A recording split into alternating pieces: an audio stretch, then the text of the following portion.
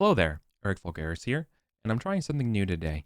I've been receiving quite a lot of emails and people reaching out to me about creating their own Torchbearer content and how I set up some of my campaigns. Most notably, my Keep on the Borderlands campaign using Roll20. Many people wanted to know how I was able to create adjustable light and grind tokens for my games. And I wanted to pass that along rather than answer everyone individually. I thought I'd make a video about it, a little tutorial about it, and so you all can get everything that you need, right? Okay, so what you need to get started is you need a Roll20 game, and a basic Roll20 account's totally okay here. Nothing I'm using is super hard or anything paywalled or anything like that. Everything I'm doing is just basic Roll20 features here. Okay. Besides a basic Roll20 account, you're also going to need some art assets. So whatever you want for your candles, your grind clocks, you're okay to use it. On this Patreon page that you probably were linked to or where you found this video, I will have as attachments for free the art assets that I used for those games to give you sort of an example of what I was doing.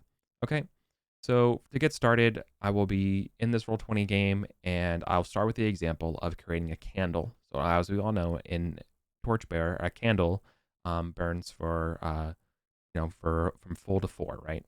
So I'm going to describe sort of how I set this full candle up for everything we need.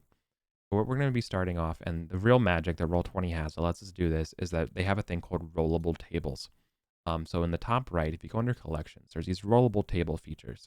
And what you kind of do is rather than set numbers and things like that to roll randomly off pre-generated tables, they can actually hold images. And what we're doing is we're kind of using these tables as image holders to set the various states using the different table entries as the states of the candle or the grind clock, right? So that's sort of the meta overall strategy that I'll be using to do this. So let's start making a candle. So we create a new table, hold new table by default. I don't think the players need to roll off of this. We're just going to call it candle, right? So now we're going to go ahead and add an item.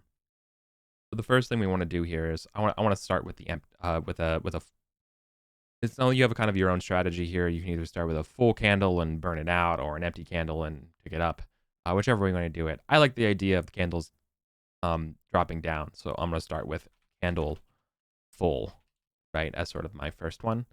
I already have all the tokens that I need for what I'm doing here, all the images. So I'm just dragging and dropping the images that I need. So here's the first full candle image, right? So candle full. Don't worry about the weight. That's optional. That's if you wanted to roll randomly.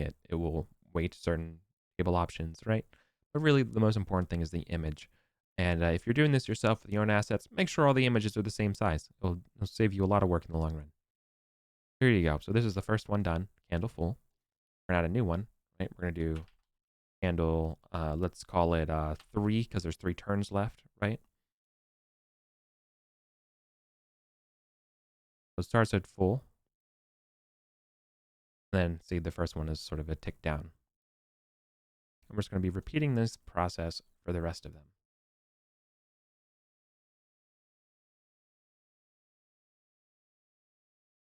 What I like to do is start inputting the image and then adjusting the name. So while things are updating,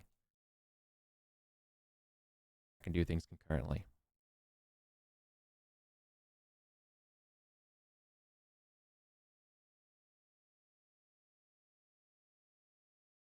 And I will also add a candle empty, just in case people are still holding a candle and all that stuff, or it's an unlit candle.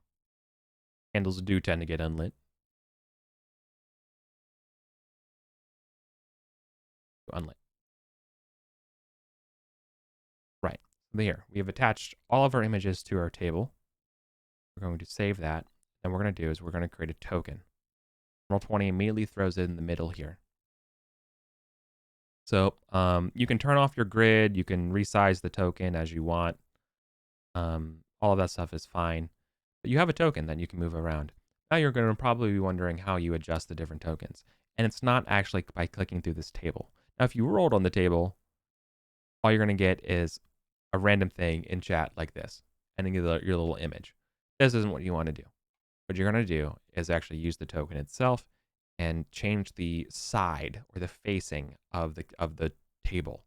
So the way you do that is you right click the token, and then you see this thing that says multi-sided.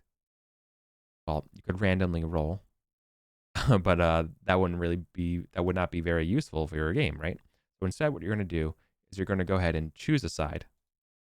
And if you set it up in a linear fashion, you can kind of see how it will tick down based on which image you want. So what I do is I'm going to go ahead and just choose the next side, which drops it down by 1. Now our token is depleted by 1. Cool. In principle, this will be carried over for a grind clock, the torch, lantern, anything that you need. So that's sort of what I do. This is how you can do it. And hopefully this has been a illuminating experience. Okay. If there's still any questions or anything like that, feel free to hit me up in comments. Continue to message me, and good luck running your Torchbearer campaigns. Bye.